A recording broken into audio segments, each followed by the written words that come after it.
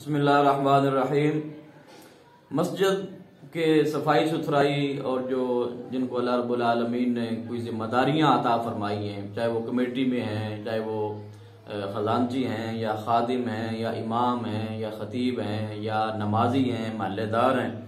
تو یہ بڑی خوش قسمتی ہوتی ہے کہ اللہ تبارک و تعالی اپنے گھر کے کام جو ہے وہ کسی کے ذمہ داری اس کو عطا فرما دیتا ہے، ورنہ واللہ غنی عن العالمین، وہ تو سارے جہانوں سے غنی ہے، اس کو کسی بھی کام کے لیے کسی کی مدد یا ہیلپ کی ضرورت نہیں ہے۔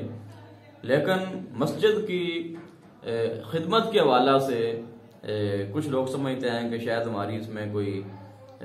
نعوذ باللہ اس میں تحقیر ہو جائے گی یا ہماری سوسائٹی میں عزت نہیں بنے گی۔ مسجد کا خادم ہونا،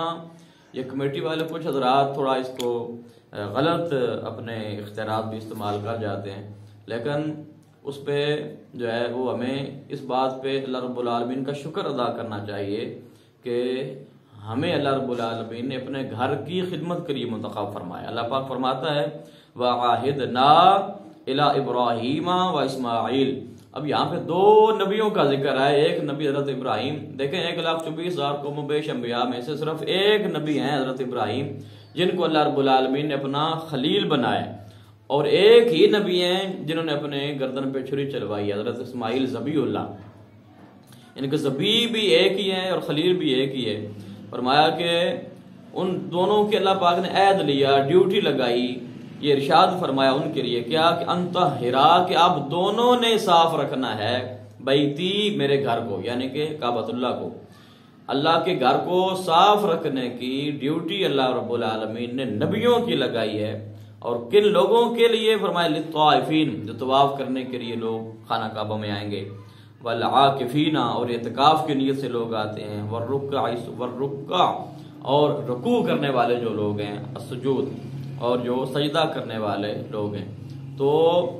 مسجد کی صفائی ستھرائی کرنا، اس میں اپنی بندے کو حقارت کی نظر سے نہیں دیکھنا چاہیے۔ جو بندہ مسجد کی صفائی کرتا ہے یا جو خادم ہے، اس کا بہت بڑا مقام ہے۔ قیامت کے دن کوئی کہے گا کہ میں کسی کا خادم رہا، میں کسی کا خادم رہا، میں فلاں کے سپرد تھا، میں فلاں، تو کتنے خوش نصیب وہ لوگ ہیں کہ جو اللہ کے گھر کی ڈیوٹی کر رہے ہیں، چاہے وہ امام ہیں، چاہے وہ خطیب ہیں۔ ہمارے بعض ائمہ حضرات بھی یہ سمجھتے ہیں کہ شاید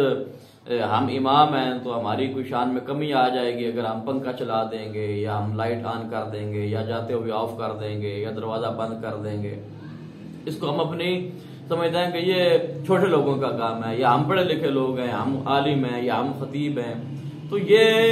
تو نصیب کی بات ہے۔ اگر آپ کے نصیب اچھے ہیں، آپ کو اللہ کے گھر سے پیار ہے، اللہ کے گھر سے محبت ہے، تو پھر آپ اپنا اعزاز سمجھیں کہ ہم کمیٹی کی صورت میں مسجد کی خدمت کر رہے ہیں، اس میں اللہ پاک نے ہمیں ذمہ داریاں عطا فرمائی ہیں، یا ہم خادم کی حیثیت سے خدمت کر رہے ہیں، ہم امام ہونے کی حیثیت سے خدمت کر رہے ہیں، ہم خطیب ہونے کی حیثیت سے،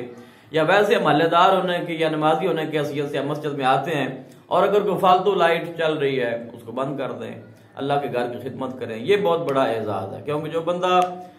مسجد کا خیال کرتا ہے، مسجد کے آداب پیش نظر رکھتا ہے، تو اللہ رب العالمین اس کے گھر کو آباد فرما دیتا ہے۔ یعنی کہ مسجد تو بنا دی شب بھر میں، ایمان کی حرارت والوں نے، من اپنا پرانا پاپی تھا، برسوں سے نمازی بن نہ سکا۔